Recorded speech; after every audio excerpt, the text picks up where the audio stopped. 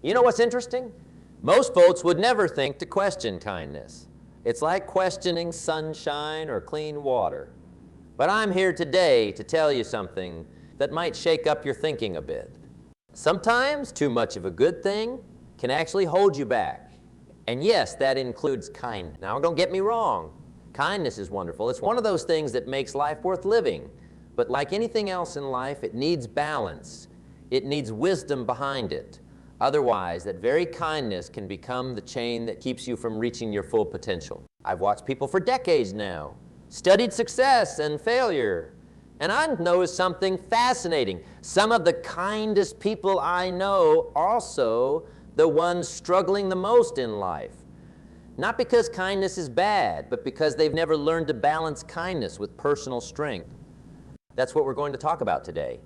Not about becoming unkind, never that, but about making sure your kindness comes from a place of strength, not weakness. About making sure your kindness lifts you up rather than holds you back. Let me tell you what happens when kindness goes too far. When it crosses that line from virtue to vice.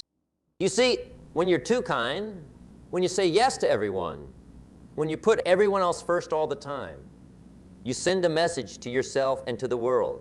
And that message, I don't matter as much as everyone else. That's a dangerous message to internalize. What happens when you're too kind? You become everyone's doormat. Your time gets filled with other people's priorities. Your energy gets drained by other people's problems. Your resources get spent on other people's needs. And at the end of the day, at the end of the week, at the end of your life, what's left for you and your dreams?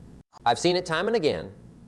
Good people, kind people with incredible potential, who never achieved what they're capable of because they gave everything away.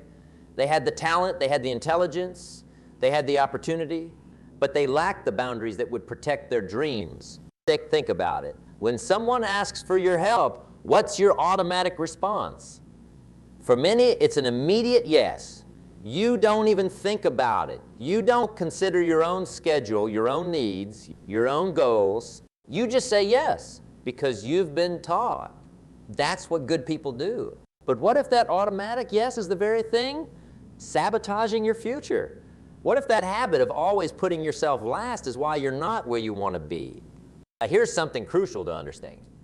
There's a world of difference between kindness and weakness. True kindness comes from a position of strength. It's a choice made by someone who knows their worth, who has clear boundaries, and who gives from their overflow, not from their essence. Weakness disguised as kindness comes from fear. Fear of rejection, fear of conflict, fear of not being liked. It's saying yes when you want to say no. It's agreeing when you actually disagree. It's going along to get along. Let me ask you, when was the last time you said yes to something and immediately regretted it? When was the last time you agreed to help someone and then resented them for asking? That's not kindness. That's weakness wearing kindness's clothes. True kindness feels good. It energizes you. It's joyful. Weakness disguised as kindness feels bad. It drains you. It builds resentment. If you find yourself feeling resentful after helping others, that's a clear sign that your kindness isn't coming from the right place. It's coming from that place of weakness, of fear, of not valuing yourself enough to set proper boundaries. That's the truth that might be hard to hear. People can tell the difference. They can sense when your yes comes from genuine kindness and when it comes from an inability to say no. And they respond accordingly, often by asking for more and more until you have nothing left to give. Remember this. No one values what you give away too freely. What costs you nothing is worth nothing to others. When you say yes to everything, your yes becomes meaningless. This brings us to one of the most important concepts in personal development. Boundaries. Personal boundaries are like the walls of your home. They define where you end and others begin. They protect what's precious to you. They keep out what would harm you.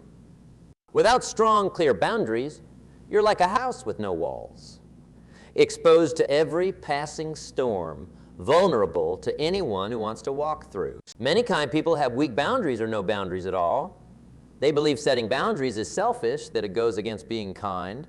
Nothing could be further from the truth. Boundaries aren't selfish. They're necessary. They protect your time, your energy, your resources, so that you can use them wisely, investing them where they'll do the most good, both for you and for others. When you lack boundaries, you end up spread too thin. You try to please everyone, and in the end, you please no one, least of all yourself. You become ineffective, exhausted, and that resentment eventually leaks out, poisoning the very relationships you were trying to nurture with. I want to tell you a story about a man I once knew. Let's call him the kindest man in town. Everyone liked him because he never said no. Need help moving. He was there. Need to borrow money. His wallet was open. Need someone to listen to your problems? He'd sit with you all day. He was known for his kindness, but he was also known for something else. He never finished anything he started. His own house was half renovated. His own business was barely staying afloat. His own dreams were always someday dreams. One day I asked him, "What happened to that book you were writing?" He smiled that tired smile of his and said, "Oh, I just haven't had time. Too many people need my help." 20 years passed. He helped hundreds of people move into new homes while his own home remained unfinished. He helped dozens of businesses with free advice while his own business struggled. He listened to countless people's dreams while his own dreams gathered dust. And then one day, he got sick, really sick. And guess what? All those people he'd helped over the years, most were too busy to help him back. Not because they were bad people, but because he'd trained them to see him as a resource to be used rather than as a person to be respected. That's the danger of kindness without wisdom. It creates one-way relationships. It trains people to take from you rather than exchange with you. It sets you up to give and give until you have nothing left. Now, here's a fundamental law of lives. Everything valuable operates on an exchange. This is the value equation I talk about so often. If you want to receive, you must give. But the reverse is also true. If you want to keep giving, you must also receive. Think about it. A business that gives products without receiving payment goes bankrupt. A relationship where one person gives love and the other only becomes toxic. A body that expends energy without replenishing it gets sick. The same principle applies to kindness. Kindness that continuously flows out without equivalent value, coming back in, is unsustainable. It's not just unsustainable, it's unhealthy. This doesn't mean you should keep score or only be kind to those who can repay you. That's not what I'm saying at all. What I am saying is that you need to make sure there's balance in your life overall. That for all you give out, you're also allowing good things to come back to you. Many kind people struggle with receiving. They're comfortable in the giving position, but uncomfortable when it's time to receive. They deflect compliments. They minimize their achievements. They refuse help even when they desperately need it. That sounds like you. I want you to realize something important. Refusing to receive is just as unbalanced as refusing to give. Both break the natural cycle of exchange that makes life work. Let's talk about another precious resource that too much kindness can squander. Time. Time is the great equalizer. No matter who you are, how rich, how poor, how talented, how ordinary, you get the same 24 hours each day as everyone. What separates the successful from the unsuccessful is not how much time they have, but how they choose to use that time. When you say yes to everything and everyone because you're too kind to say no, you're giving away your most valuable resource. You're letting other people decide how your precious, limited time will be spent. Think about that. Would you let a stranger walk into your house and take your money? Probably not. Yet many of us let strangers, or even friends and family, walk into our lives and take our time without a second thought. Every time you say yes to something, you're saying no to something else. When you say yes to helping someone with their project, you're saying no to working on your own. When you say yes to that meeting, you don't need to attend. You're saying no to time with your family or time to take care of your health. Being too kind with your time means you end up with no time for the things that matter most to you. And at the end of your life, will you look back and be proud that you attended all those meaningless meetings? Or will you regret the dreams you never pursued, the relationships you neglected, the life you didn't fully live?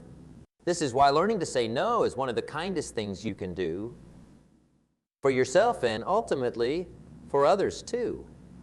Because when you protect your time and use it wisely, you can achieve more, create more value, and ultimately have more to give from a place of abundance rather than scarcity. Now let's talk about another dangerous aspect of excessive kindness: self-sacrifice. Our culture often glorifies self-sacrifice. We celebrate those who give up everything for others. And in certain contexts, like parents caring for children or soldiers protecting their country, self-sacrifice can indeed be noble as a day-to-day way of living. Self-sacrifice is usually counterproductive. It's like constantly draining your car's gas tank to fill other people's cars, and then wondering why you can't get anywhere yourself. Here's a truth that might seem paradoxical at first. The best way to help others in the long run is to develop yourself first, to become the strongest, most capable, most resourceful version of yourself possible. Think about it. Who can help more people? A doctor who sacrificed their education to help others in the short term, or a doctor who completed their education and can now heal thousands over their career? Who can feed more hungry people? Someone who gives away their seed corn and can't plant next year's crop, or a farmer who plants, harvests, and creates abundance year after year. This principle applies in all areas of life. By developing your talents, building your resources, protecting your health, and growing your wisdom, you become more capable of meaningful kindness, not less. Self-development isn't selfish. It's the foundation of sustainable service to others. It's the difference between giving someone a fish and building a thriving fishing business that can feed a village indefinitely. So many kind people get this backwards. They give and give until they're depleted, thinking that's what kindness requires. But true kindness, wise kindness, includes being kind to yourself. It includes making yourself strong. So your kindness comes from abundance rather than scarcity. Remember, you can't pour from an empty cup. You can't give what you don't have. You can't light others' candles if your own flame has gone out. These brings us to an essential concept: becoming a person of value. This has been a cornerstone of my teaching for decades, and it applies perfectly to our discussion of kindness. Before you can give great value to others, you must become valuable yourself. You must develop skills, wisdom, resources, health, and character. You must invest in yourself first, not out of selfishness, but out of a desire to have more to give. Think of yourself as a fruit tree. A young fruit tree doesn't immediately start giving away all its energy as fruit. First, it develops its roots, grows its trunk, extends its branches, and builds a strong foundation. Only then can it produce fruit abundantly, season after season, without depleting itself. Too many kind people try to give fruit before they've developed strong roots. They try to serve others before they've built their own foundation, and the result is predictable. They burn out, break down, or become bitter because they've given more than they sustainably could. Building yourself into a person of value takes time and focus. It requires saying no to some immediate opportunities to serve so you can say yes to your long-term development. It might look less kind in the moment, but it leads to much greater kindness over the course of a lifetime. This isn't about becoming selfish. It's about becoming strategic with your kindness. It's about playing the long game rather than the short game. It's about sustainable impact rather than momentary approval. Let's distinguish between healthy kindness and unhealthy kindness, because they lead to very different results. Healthy kindness comes from choice, not compulsion. It's thoughtful, not automatic. It considers the true needs of the recipient, not just their wants. It respects your own needs and boundaries. It aims for the greatest good in the long term, not just a momentary good feeling. Unhealthy kindness, on the other hand, comes from fear, guilt, or habit. It's reactive, not proactive. It gives people what they ask for rather than what truly serves them. It ignores your own legitimate needs. It focuses on short-term relief rather than long-term growth. Healthy kindness empowers both the giver and the receiver. Unhealthy kindness often enables dysfunction and creates dependency. Let me give you an example. If someone is struggling financially, unhealthy kindness might mean repeatedly giving them money whenever they ask. This relieves their immediate distress, but does nothing to address the root causes of their financial problems. Healthy kindness might mean helping them develop a budget, connecting them with job opportunities, or even declining to give money so they're motivated to solve their own problems. It might feel less kind in the moment, but it's far more helpful in the long run. The same principle applies in all areas of life. Healthy kindness thinks long-term. It considers consequences. It aims to truly help, not just to alleviate guilt or avoid conflict. So how do we practice healthy kindness? How do we be kind without letting kindness hold us back? Here are some practical strategies. First, develop strong, clear boundaries. Know what you will and won't do. Know where your responsibilities end and others begin. Be willing to communicate these boundaries clearly and calmly, without apology or aggression. Second, practice thoughtful, not automatic giving. Before you say yes to a request, pause. Ask yourself, is this the best use of my time and resources? Will this truly help the other person in the long run? Can I give this freely, without resentment? If the answer to any of these questions is no, that's a sign you should probably decline. Third, become comfortable with the word no. Practice saying it kindly but firmly. Remember that no is a complete sentence. You don't need to over-explain or justify your boundaries. A simple "I'm sorry, I can't take that on right now" is sufficient. Fourth, value your own time and energy. Schedule time for your priorities first, before you give your time away to others. Just as you'd put on your own oxygen mask before helping others on an airplane, you need to secure your own fundamental needs before trying to meet everyone else's. Fifth, seek balanced relationships. Be wary of one-way relationships where you're always giving and the other person is always taking. Healthy relationships involve mutual give and take, mutual respect, mutual appreciation. Sixth, give where it counts. Not all giving opportunities are created equal. Some will leverage your unique talents and create enormous value. Others will waste your gifts and produce little return. Be strategic about where you invest your kindness for maximum impact. Seventh, develop yourself relentlessly. Remember, the more valuable you become, the more value you can give to others. Invest in your skills, your knowledge, your health, your character, your resources. This isn't selfish. It's the foundation of sustainable service. Let's talk more about the power of saying no. For many kind people, this simple word feels almost impossible to say. They'll twist themselves into knots, overcommit, exhaust themselves, all to avoid saying that one small word. But here's the truth. No is one of the most powerful words in your vocabulary. It protects your time, your energy, your focus, your priorities. It prevents overcommitment and burnout. It keeps you true to yourself and your most important values. Every significant achievement requires saying no to 1,000 distractions. Every focused effort requires saying no to dozens of side paths. Every deep relationship requires saying no to countless shallow ones. If you can't say no, you can't say yes in any meaningful way. Your yes becomes empty because it's not a choice.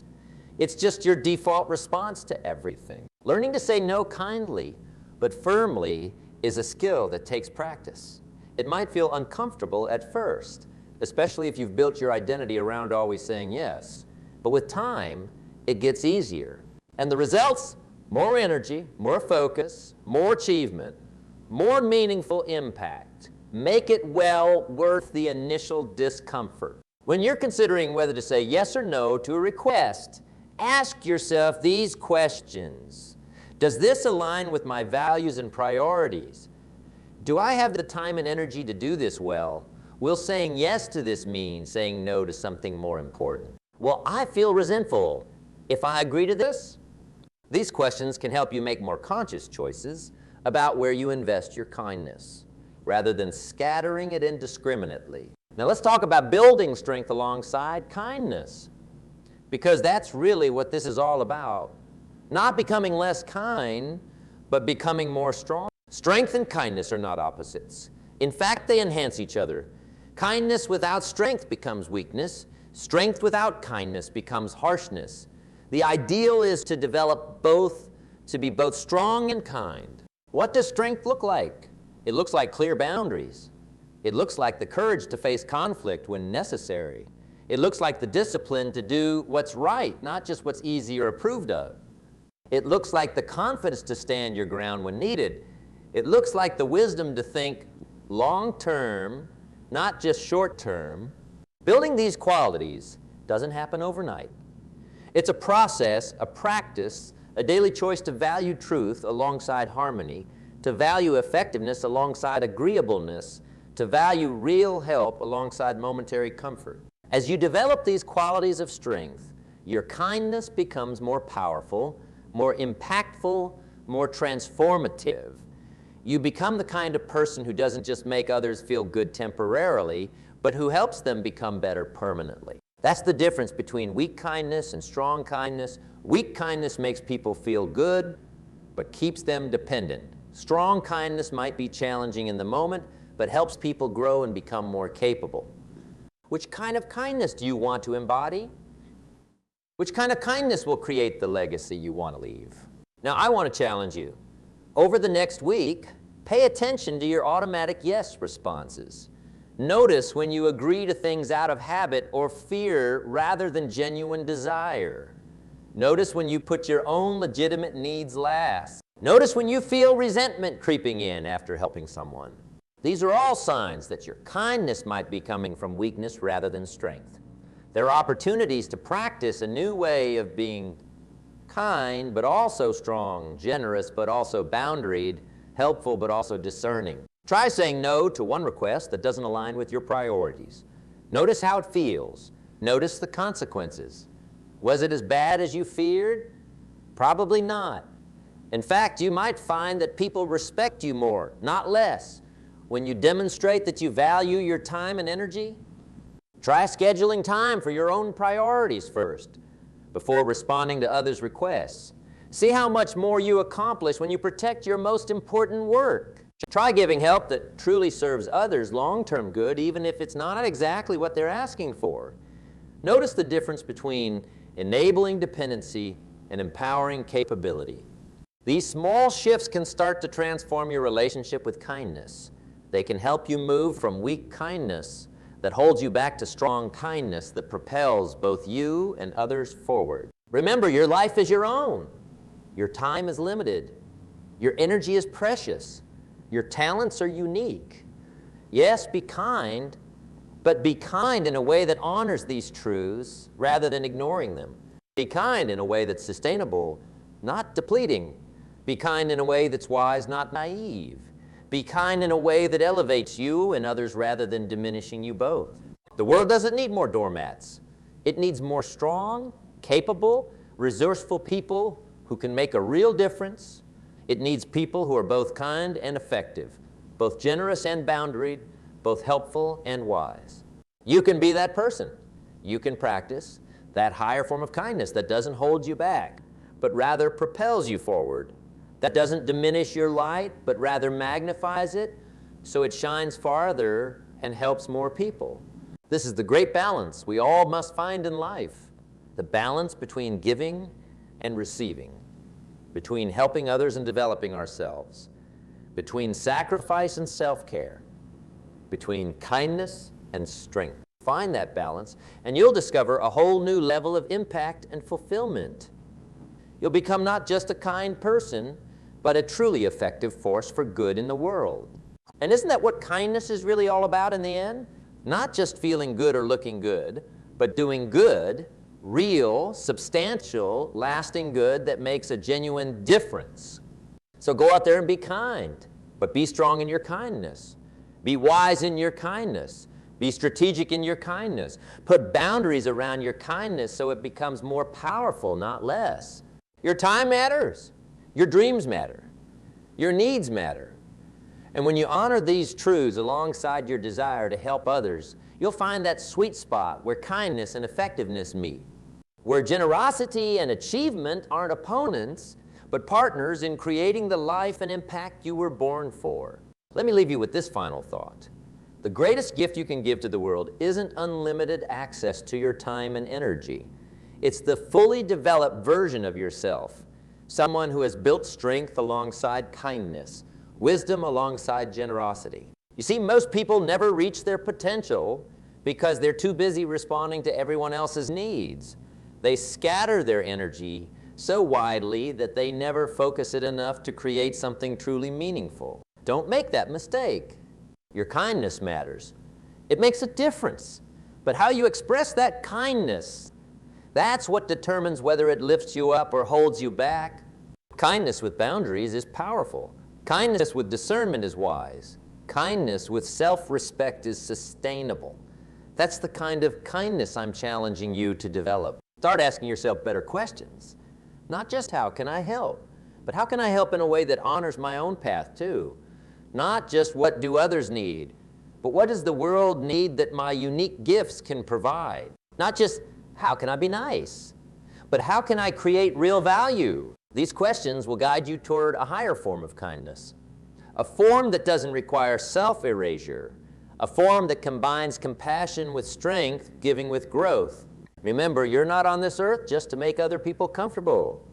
You're here to make a difference. And sometimes making a difference means being willing to say no to good things so you can say yes to great things.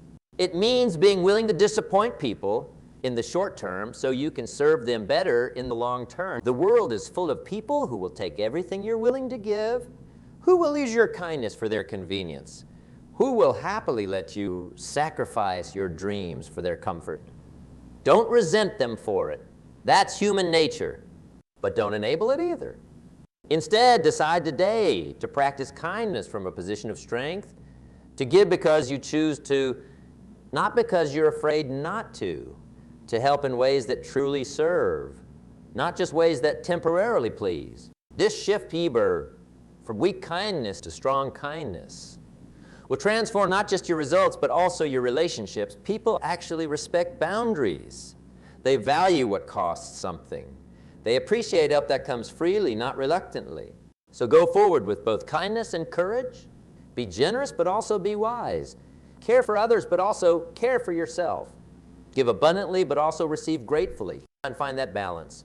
And you'll discover what I learned long ago, that true kindness doesn't hold you back.